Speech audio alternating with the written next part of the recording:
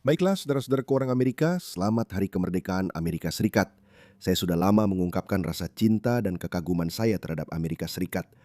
Bahkan ketika saya masih seorang Muslim, bahkan ketika saya masih seorang pemuda Pakistan, saya sebenarnya ingin pergi ke Amerika dan saya bisa saja menjadi orang Amerika pada tahun 2003. Tapi dunia saat itu berbeda. Orang-orang yang penampilannya seperti saya baru saja menerbangkan pesawat ke gedung World Trade Center. Jadi saya bisa memahami bahwa dunia saat itu memang berbeda. Dan sebagai seorang pemuda Muslim Pakistan, saya tidak diberikan visa pelajar. Namun Australia menerima saya. Jadi saya menjadi warga negara Australia dan saya tetap setia kepada Australia. Dan karena Australia adalah negara barat dan saya mengagumi peradaban barat, tentu saja saya mencintai dan mengagumi Amerika Serikat, Britania Raya, Kanada, Selandia Baru, semua negara Anglosfer bersama dengan negara-negara Eropa Barat lainnya. Karena saya adalah seorang pendukung peradaban Barat. Tapi saya merasa sedih melihat arah yang diambil hampir semua negara Barat saat ini.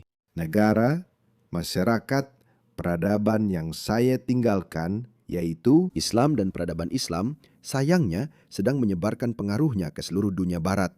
Dan saya sudah pernah mengatakan sebelumnya, Amerika adalah kekuatan dari peradaban Barat. Jika Anda menghilangkan Amerika, Anda sudah melihat betapa lemahnya tentara-tentara Barat sekarang. Itulah sebabnya saya menempatkan Amerika di atas segalanya. Karena tanpa Amerika, peradaban Barat sudah mati seperti burung dodo. Itulah sebabnya saya terus-menerus membuat video tentang Amerika, meskipun saya belum pernah ke Amerika. Tapi suatu hari nanti, saya akan pergi ke Amerika. Itu tetap menjadi impian seumur hidup saya. Tapi saya ingin melakukannya dengan benar. Saya ingin pergi kemana-mana. Saya ingin pergi ke LA. Saya ingin pergi ke San Francisco. Ya, saya juga ingin pergi ke New York. New York, kota yang tidak pernah tidur. Saya tumbuh besar dengan melihat New York dari sudut pandang yang benar-benar berbeda. Tapi sayangnya, New York kini adalah London baru. Saya merasa sedih melihat arah yang diambil setiap negara barat. Tapi saya adalah orang yang optimis. Kalau tidak, saya tidak akan melakukan apa yang saya lakukan sekarang. Kalau tidak, saya juga pasti sudah menyerah dan melakukan hal lain. Karena saya adalah orang yang optimis, saya percaya bahwa ideologi manusia gua yang kuno, barbar, dan berasal dari abad ke-7 tidak akan bisa menggulingkan peradaban terbesar yang pernah dikenal dunia. Dan untuk itu, kita semua harus berjuang bersama-sama. Kita semua harus bekerja sama karena kita harus mengingat revolusi Amerika, satu-satunya revolusi yang berhasil dalam sejarah. Dan wah, itu bukan sekedar keberhasilan biasa. Revolusi Amerika memberi kita Amerika Serikat. Saya selalu mengatakan itu. Amerika adalah negara adidaya yang paling baik hati. Izinkan saya menunjukkan ini kepada Anda. Saya tadinya tidak berniat membahas hal ini. Saya baru saja melihat tweet ini dari seorang Islamis Muslim Inggris lainnya. Maaf atas bahasa yang saya gunakan, karena saya sudah tidak tahan lagi. Saya tidak mau lagi bersikap baik pada orang-orang ini. Lihat ini. Lihat Islamis ini. Namanya Muzam Baik. Sebelum saya membacakan tweet itu, lihat dia. Seorang jihadis Islamis sempurna, lahir dan besar di Inggris. Penulis, mantan tahanan Teluk Guantanamo, direktur senior di Cage, dan advokat untuk hak-hak mereka yang ditahan secara tidak adil. Birmingham. Jadi ini yang dia posting. Lihat ini. Dia tidak senang dengan film Main Hakim Sendiri ini. Tentu saja film ini melakukan sesuatu yang benar karena membuat marah orang-orang yang tepat. Lihat perbandingannya. Bayangkan sebuah film tentang pejuang perlawanan yang membalas dendam kepada tentara Inggris dan Amerika yang telah memperkosa dan membunuh puluhan ribu orang selama 2 dekade pendudukan di Irak dan Afghanistan. Ada kurang dari 50 kasus pemerkosaan yang dilakukan pasukan Amerika Serikat di Irak. Saya tidak tahu ada yang terjadi di Afghanistan. Inilah kenapa mereka bilang 50. Saya rasa jumlah sebenarnya mungkin sekitar 10 atau 15. Mari kita anggap saja begitu ya. Dan semuanya sudah dihukum sesuai dengan perbuatannya. Begitulah disiplin pasukan Amerika, sehingga Amerika menjadi negara adidaya yang paling tidak berbahaya. Adakah negara adidaya lain, termasuk Imperium Britania, menurutmu mereka akan membebaskan orang ini? Mantan tahanan Teluk Guantanamo. Perlu aku ingatkan bagaimana Muslim memperlakukan tentara musuh? Aku bahkan tidak bisa membicarakan ini tanpa videoku didemonetisasi. Tapi lihat betapa menyedihkannya cara dia berpikir. Dia membandingkan seorang main hakim sendiri yang membunuh ribuan orang, puluhan ribu pemerkosaan yang dilakukan oleh saudara-saudaranya di seluruh Eropa. Oke, jumlah data itu tidak bisa dihindari. Tidak ada yang bisa. Saya mulai muak dan lelah terus-menerus menunjukkan statistik ini kepada kalian. Tapi saya harus terus melakukannya, sayangnya.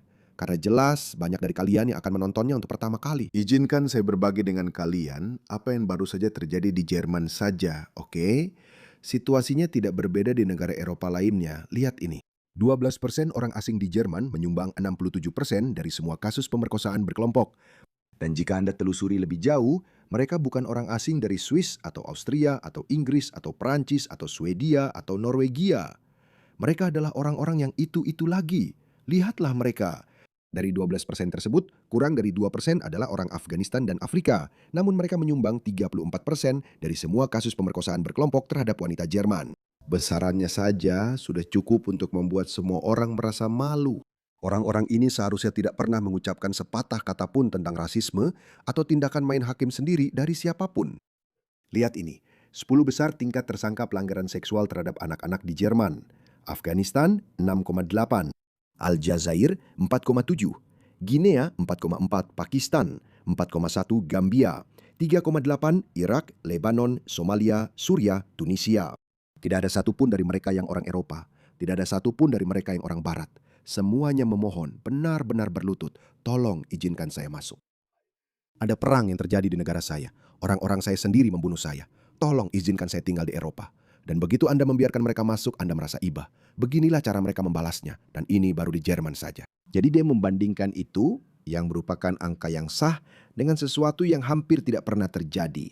Seperti yang saya katakan, kurang dari 50 kasus pemerkosaan yang dilaporkan oleh pasukan Amerika Serikat atau oleh tentara Amerika di Irak. Dan semuanya dihukum dengan sangat berat.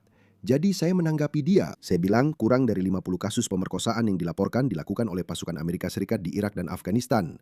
Saya hanya menambahkan Afghanistan. Saya rasa tidak ada kasus seperti itu, tapi mereka dihukum sesuai dengan peraturan. Ini perbedaan utamanya, AS menaklukkan negara-negara kalian yang lemah dan menyedihkan. Kalian tidak menaklukkan Inggris atau Eropa. Kalian memohon. Kalian telan gengsi kalian. Kalian memohon untuk datang ke Eropa atau Inggris. Kalian datang sebagai migran ekonomi atau pencari suaka. Dan negara adidaya manapun, bahkan kerajaan Inggris, mereka pasti akan membunuhnya karena dianggap sebagai kombatan musuh.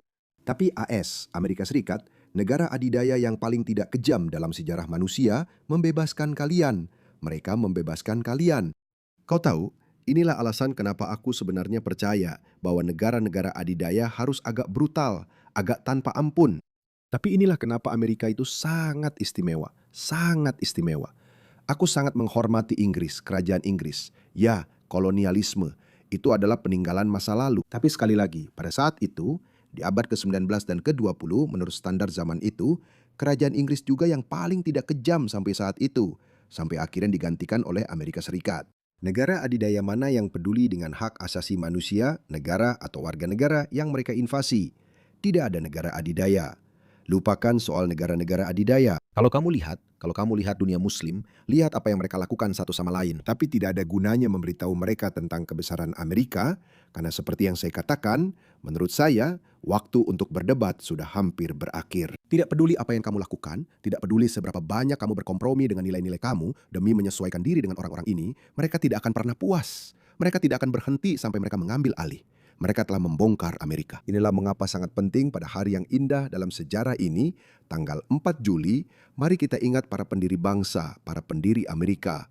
Mungkin mereka sendiri pun tidak tahu. Saya bukan penggemar sejarah Amerika, tapi saya sudah cukup banyak membaca tentang sejarah Amerika. Saya sudah menonton cukup banyak dokumenter dan film tentang sejarah Amerika, sehingga saya bisa dengan yakin mengatakan bahwa para pendiri Amerika memang benar-benar istimewa. Kamu tahu, ada revolusi Bolshevik di abad ke-20. Kita semua tahu bagaimana akhirnya. Ada juga revolusi Prancis. Kita semua tahu bagaimana akhirnya. Tapi entah kenapa, ada sesuatu yang istimewa tentang revolusi Amerika. Ada sesuatu yang istimewa tentang Thomas Jefferson dan George Washington, serta semua bapak pendiri Amerika lainnya, sehingga Amerika akhirnya menjadi negara adidaya terbesar dalam sejarah. Dan kita punya orang-orang seperti ini hari ini. Video Mamdani ini sedang viral, di mana dia meremehkan kebesaran Amerika dengan menumpang tindihkan dirinya dan orang-orang seperti dia secara manipulatif. Amerika menjadi negara adidaya terbesar dalam sejarah umat manusia karena prinsip-prinsip dasarnya yang dijunjung tinggi oleh para bapak pendirinya, bukan oleh orang-orang yang datang belakangan. Lihat ini, ingatlah Amerika, ingatlah nilai-nilai dasar Amerika. Kalian masing-masing memiliki kekuatan khusus, kekuatan untuk menentukan apa arti Amerika. Dia akan memberitahu kita apa arti Amerika.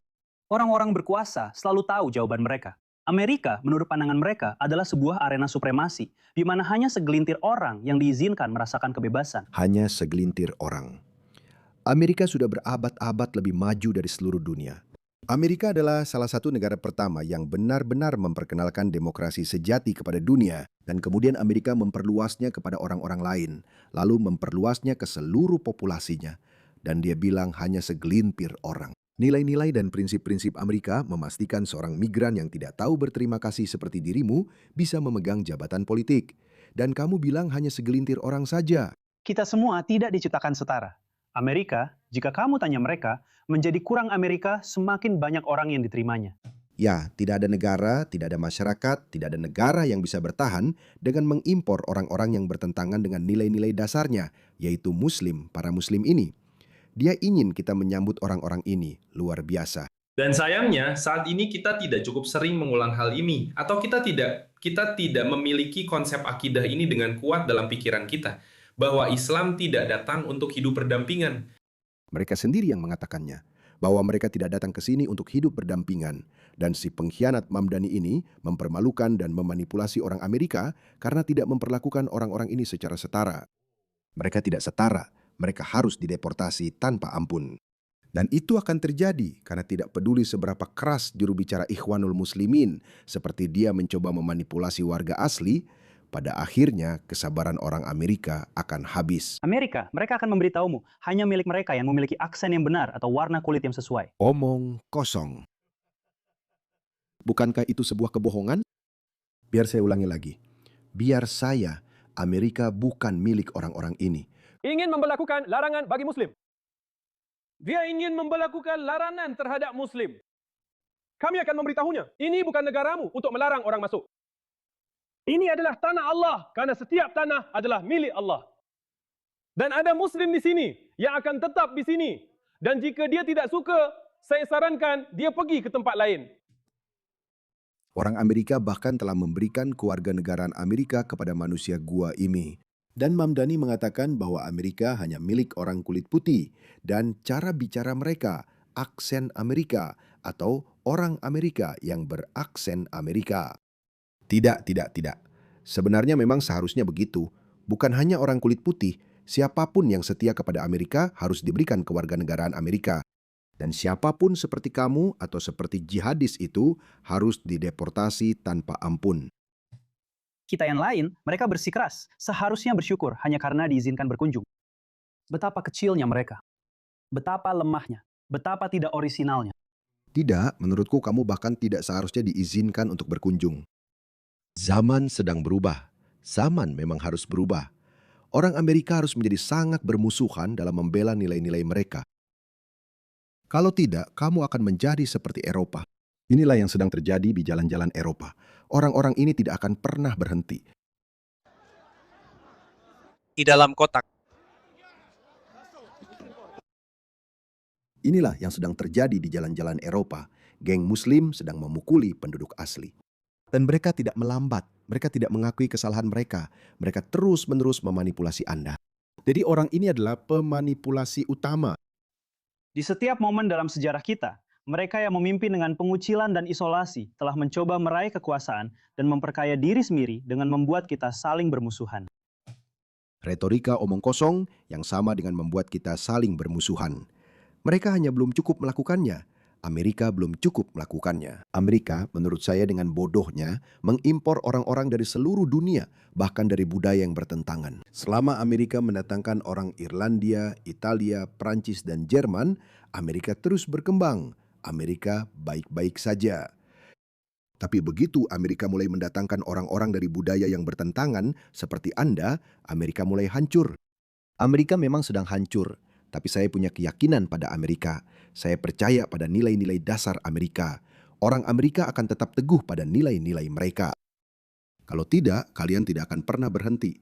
Lihat ini Dearborn, teman-teman. Baiklah, jadi saya hanya ingin menambahkan satu poin singkat tentang ini. Setelah istri saya membuat video tentang panggilan itu, Dengar itu di latar belakang, teriakan itu. Allahu Akbar. Teriakan, mereka tidak akan berhenti. Sangat wajar bagi orang Amerika untuk mengatakan, kalian tidak seharusnya ada di sini. Saya tidak ingin membuat Anda bosan dengan sisa pidatonya. Orang-orang ini tidak akan pernah berhenti. Tidak peduli apa yang kamu lakukan kepada mereka. Tidak peduli seberapa banyak kamu berkompromi dengan nilai-nilaimu untuk menyesuaikan diri dengan mereka, mereka tidak akan berhenti. Mereka akan melakukan apa yang telah mereka lakukan di Eropa. Mereka akan melakukan hal yang sama kepadamu, karena itu ada dalam manifesto mereka. Itu adalah bagian dari sistem kepercayaan mereka. Mereka tidak akan pernah berhenti. Lihat ini. Jepang, yang tadinya berjalan sangat baik. Mereka juga melakukan itu di Jepang. Dan orang-orang Jepang juga mulai muak dengan mereka. Di setiap negara yang mereka datangi, mereka mencoba mengambil alih, karena itu adalah bagian dari sistem kepercayaan mereka untuk menguasai, untuk menyebarkan Islam kemanapun mereka pergi. Lihat ini, mereka tidak akan berhenti. Mereka tidak akan berhenti, teman-teman. Mereka tidak akan berhenti mengincar kalian. Mereka tidak akan beristirahat sampai seluruh dunia tunduk atau menyerah pada Islam. Saya tidak akan berkata lebih jauh.